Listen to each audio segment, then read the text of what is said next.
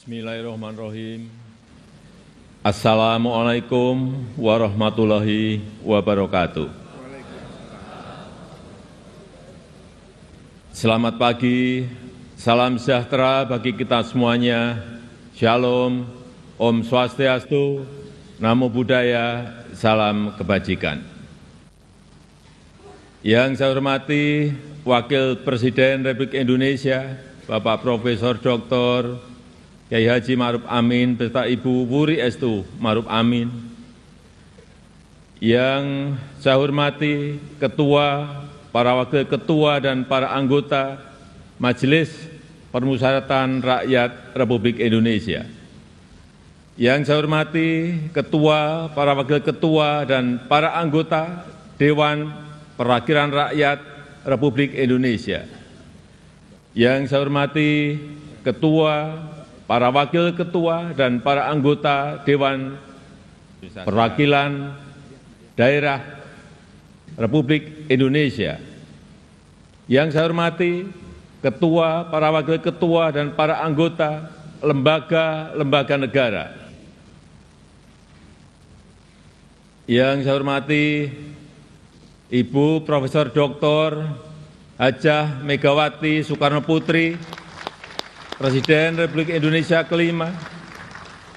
Yang saya hormati Bapak Jenderal TNI Tri Sutrisno dan Bapak Dr. Haji Hamzahas. Yang saya hormati Bapak Haji Muhammad Yusuf Kalla beserta Ibu Hajah Mufidah Yusuf Kalla. Yang saya hormati Ibu Hajah Sinta Nuriyah Abdurrahman Wahid. Yang saya hormati Yang Mulia para Duta Besar negara-negara sahabat dan para pimpinan perwakilan badan dan organisasi internasional. Yang saya hormati para Menteri Kabinet Indonesia Maju, Jaksa Agung, Panglima TNI dan Kapolri, serta Kabin. Yang saya hormati para Ketua Umum Partai Politik, Bapak, Ibu, saudara-saudara sebangsa dan setanah air, para hadirin yang saya muliakan. Kita saat ini sudah memasuki tahun politik. Suasana sudah hangat-hangat kuku dan sedang tren ini di kalangan politisi dan parpol. Setiap ditanya capres dan cawapresnya, jawabannya belum ada arahan Pak Lurah. Saya sempat mikir, siapa ini Pak Lurah? Sedikit-sedikit kok Pak Lurah. Belakangan saya tahu yang dimaksud Pak Lurah ternyata saya. Ya, saya jawab saja, saya bukan lurah. Saya adalah Presiden Republik Indonesia. Ternyata Pak Lurah itu kode. Tapi perlu saya tegaskan, saya ini bukan ketua umum parpol, bukan ketua umum partai politik, bukan juga ketua koalisi partai. Dan sesuai ketentuan undang-undang, yang menentukan capres dan cawapres itu adalah partai politik dan koalisi partai politik. Jadi saya ingin mengatakan, itu bukan wewenang saya, bukan wewenang Pak Lurah, bukan wewenang Pak Lurah. Sekali lagi, walaupun saya paham ini sudah menjadi nasib seorang presiden untuk dijadikan paten-patenan dalam bahasa Jawa, dijadikan alibi, dijadikan tameng. Bahkan walau kampanye belum mulai, foto saya banyak dipasang di mana-mana. Ya, saya harus ngomong apa adanya. Saya ke provinsi A, ada. Ke kota B, ada. Ke kabupaten C, ada juga. Sampai ke tikungan-tikungan desa saya lihat, ada juga. Tapi bukan foto saya sendirian.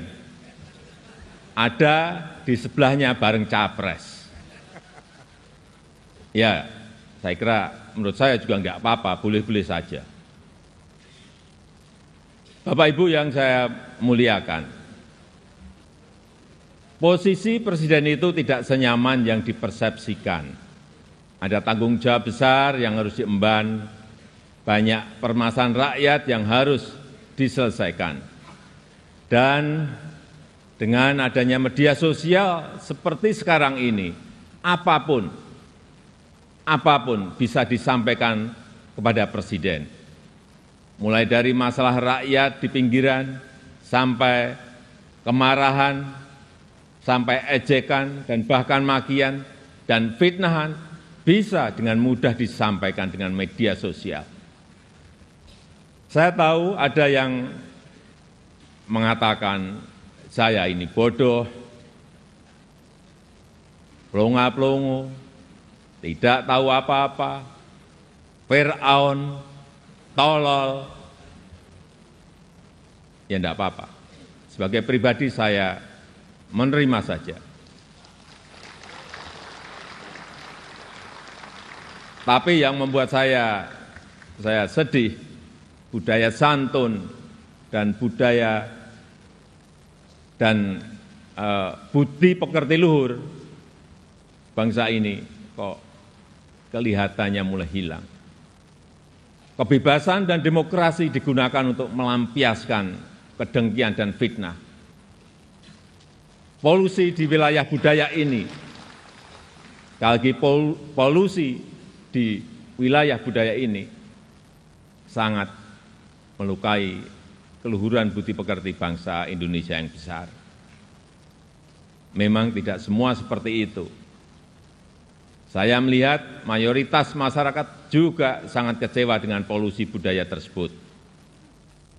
Cacian dan makian yang ada justru membangunkan nurani kita semua, nurani bangsa untuk bersatu menjaga moralitas ruang publik, bersatu menjaga mentalitas masyarakat, sehingga kita bisa tetap melangkah maju, menjalankan transformasi bangsa menuju Indonesia maju, menuju Indonesia emas 2045. Ini yang bolak-balik saya sampaikan di setiap kesempatan, bahwa Indonesia saat ini punya peluang besar untuk meraih Indonesia emas di 2045, meraih posisi jadi 5 besar kekuatan ekonomi dunia. Kita punya kesempatan, dan tidak hanya peluangnya saja, tetapi strategi meraihnya sudah ada, sudah dirumuskan. Tinggal apakah kita mau memfokuskan energi kita untuk bergerak maju, atau justru membuang energi kita untuk hal-hal yang tidak produktif, yang memecah belah, bahkan yang membuat kita melangkah mundur. Bapak, Ibu, saudara-saudara sebangsa dan setanah air, para hadirin yang saya muliakan. Bonus demografi yang akan mencapai puncak di tahun 2030-an adalah peluang besar kita untuk meraih Indonesia emas 2045. 68% adalah penduduk usia produktif. Disinilah kunci peningkatan produktivitas nasional kita. Selanjutnya, peluang besar yang kedua adalah international trust yang dimiliki Indonesia saat ini, yang dibangun bukan sekedar melalui gimmick dan retorika semata, melainkan melalui sebuah peran dan bukti nyata keberanian Indonesia dalam bersikap.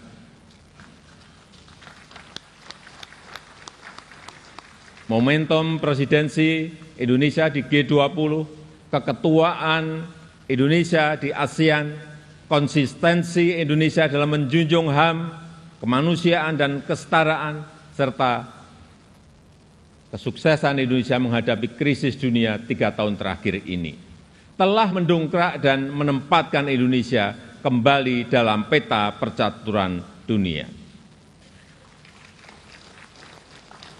Dan di tengah kondisi dunia yang bergolak akibat perbedaan Indonesia dengan Pancasilanya, dengan harmoni keberagamannya, dengan prinsip demokrasinya, mampu menghadirkan ruang dialog, mampu menjadi titik temu dan menjembatani perbedaan yang ada. Lembaga think tank Australia, Lowy Institute, menyebut Indonesia sebagai middle power in Asia dengan diplomatic influence yang terus meningkat tajam, dan Indonesia termasuk satu dari 6 negara Asia yang mengalami kenaikan comprehensive power. Tapi kemudian ada yang bilang, memang kenapa dengan international trust yang tinggi? Rakyat kan makannya nasi. Bismillahirrahmanirrahim. International trust nggak bisa dimakan. Ya, memang nggak bisa. Sama seperti jalan tol nggak bisa dimakan. Ya memang. Nah, ini contoh menghabiskan energi untuk hal-hal yang tidak produktif. Tapi tidak apa-apa. Saya malah senang, memang harus ada yang begini-begini, supaya lebih berwarna, supaya tidak monoton dunia ini. Bapak Ibu yang saya muliakan, dengan international trust yang tinggi, kredibilitas kita akan lebih diakui. Kedaulatan kita akan lebih dihormati. Suara Indonesia akan lebih didengar, sehingga memudahkan kita dalam setiap bernegosiasi. Peluang tersebut harus mampu kita manfaatkan. Rugi besar kita jika melewatkan kesempatan ini, karena tidak semua negara memilikinya dan belum tentu akan kembali memilikinya. Sehingga strategi pertama untuk memanfaatkan kesempatan ini adalah mempersiapkan sumber daya manusia Indonesia. Kita telah berhasil menurunkan angka stunting menjadi 21,6% di 2022 dari angka sebelumnya 37%. Menaikkan indeks pembangunan manusia menjadi 72,9 di 2022. Menaikkan indeks pemberdayaan gender menjadi 76,5 di tahun 2022. Menyiapkan anggaran perlindungan sosial total kalau dijumlah dari 2015 sampai 2023 sebesar 3.212 triliun, termasuk di dalamnya Kartu Indonesia Sehat, Kartu Indonesia Pintar, KIP Kuliah, PKH, Kartu Sembako, serta perlindungan kepada lansia, penyandang disabilitas, dan kelompok-kelompok rentan lainnya, serta rescaling dan upscaling tenaga kerja melalui Balai Latihan Kerja dan program Kartu Prakerja. Di saat yang sama, SDM yang telah kita persiapkan harus mendapatkan lapangan kerja untuk menghasilkan produktivitas nasional. Sehingga kita juga harus mengembangkan sektor ekonomi baru yang membuka lapangan kerja sebanyak-banyaknya, yang memberikan nilai tambah sebesar-besarnya. Disinilah peran sektor ekonomi hijau dan hilirisasi sebagai window opportunity kita untuk meraih kemajuan. Karena Indonesia sangat kaya sumber daya alam, termasuk bahan mineral, hasil perkebunan, hasil kelautan, serta sumber energi baru dan terbarukan. Tapi kaya SDA saja, kaya sumber daya alam saja tidak cukup. Jadi pemilik saja juga tidak cukup. Karena itu akan membuat kita menjadi bangsa pemalas yang hanya menjual bahan mentah kekayaannya tanpa ada nilai tambah, tanpa ada keberlanjutan. Saya ingin tegaskan, Indonesia tidak boleh seperti itu. Indonesia harus menjadi negara yang juga mampu mengolah sumber dayanya, mampu memberikan nilai tambah dan mensejahterakan rakyatnya. Dan ini bisa kita lakukan melalui hilirisasi yang sudah ratusan kali saya sampaikan, puluhan kali saya sampaikan. Hilirisasi yang ingin kita lakukan adalah hilirisasi yang melakukan transfer teknologi, yang memanfaatkan sumber energi baru dan terbarukan, serta meminimalisir dampak lingkungan. Pemerintah telah mewajibkan perusahaan tambang sekarang ini untuk membangun pusat pembibitan, membangun pusat persemaian, untuk menghutankan kembali lahan pasca tambang, pasca penambangan. Hilirisasi yang ingin kita lakukan adalah hilirisasi yang tidak hanya pada komoditas mineral, tapi juga non-mineral, seperti sawit, rumput laut, kelapa, dan komoditas-komoditas potensial lainnya, yang mengoptimalkan kandungan lokal, yang bermitra dengan UMKM, bermitra dengan petani, bermitra dengan nelayan, sehingga manfaatnya terasa langsung bagi rakyat kecil. Upaya ini sedang kita lakukan dan harus terus dilanjutkan. Ini memang pahit bagi para pengekspor bahan mentah. Ini juga mungkin pahit bagi pendapatan negara dalam jangka pendek. Tapi jika ekosistem besarnya sudah terbentuk, jika pabrik pengolahannya sudah beroperasi, saya pastikan ini akan berbuah manis pada akhirnya. Terutama bagi kesejahteraan masyarakat Indonesia. Sebagai gambaran, setelah kita stop ekspor nikel ore di tahun 2020, investasi hilirisasi nikel tumbuh pesat. Kini telah ada 43 industri pengolahan nikel yang akan membuka peluang kerja yang sangat besar. Ini baru satu komoditas.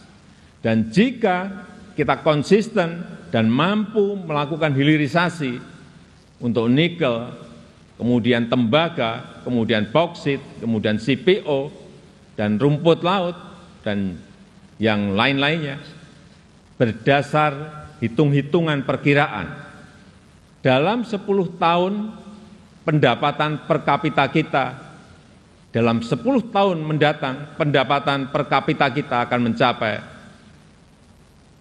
153 juta. Atau 10.900 US dollar. Dalam 15 tahun pendapatan per kapita kita akan mencapai 217 juta rupiah.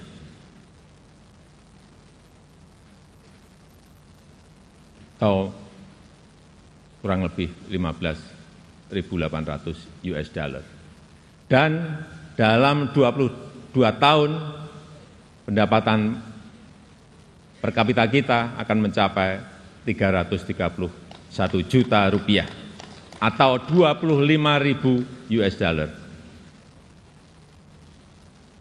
Sebagai perbandingan tahun 2022 kemarin kita berada di angka 71 juta rupiah. Artinya dalam 10 tahun lompatannya bisa 2 kali lipat lebih, di mana fondasi untuk menggapai itu semua sudah kita mulai, pembangunan infrastruktur dan konektivitas yang pada akhirnya menaikkan daya saing kita. Kita tahu berdasarkan International Institute for Management Development, IMD, daya saing kita di tahun 2022 naik dari ranking 44 menjadi 34. Kenaikan ini merupakan kenaikan tertinggi di dunia. Pembangunan dari desa, pembangunan dari pinggiran dan daerah terluar yang pada akhirnya memeratakan ekonomi kita dengan dana desa yang kita gelontorkan total mencapai 539 triliun dari tahun 2015 sampai tahun 2023. Konsistensi reformasi struktural, terutama penyederhanaan regulasi, kemudahan perizinan, kepastian hukum, dan pencegahan korupsi, semua itu menjadi modalitas kita untuk meraih kemajuan. Oleh sebab itu, saya berulang kali menyampaikan kepemimpinan ke depan sangat menentukan masa depan Indonesia. Ini bukan tentang siapa yang jadi presidennya. Bukan itu. Tapi apakah sanggup atau tidak untuk bekerja sesuai dengan apa yang sudah kita mulai saat ini. Apakah berani atau tidak, mampu konsisten atau tidak. Karena yang dibutuhkan itu adalah nafas yang panjang. Karena kita tidak sedang jalan-jalan sore, kita juga tidak sedang lari sprint. Tapi yang kita lakukan harusnya adalah lari maraton untuk mencapai Indonesia emas. Bapak Ibu yang saya muliakan, tantangan ke depan tidaklah mudah. Pilihan kebijakan akan semakin sulit, sehingga dibutuhkan keberanian, dibutuhkan kepercayaan untuk mengambil keputusan yang sulit, dan keputusan yang tidak populer. Oleh sebab itu, menurut saya, pemimpin itu harus punya public trust, karena kepercayaan adalah salah satu faktor penentu bisa berjalan atau tidaknya suatu kebijakan, bisa diikuti atau tidaknya sebuah keputusan. Ini adalah modal politik dalam memimpin sebuah bangsa besar seperti Indonesia. Selain itu, seorang pemimpin juga membutuhkan dukungan dan kerjasama dari seluruh komponen bangsa.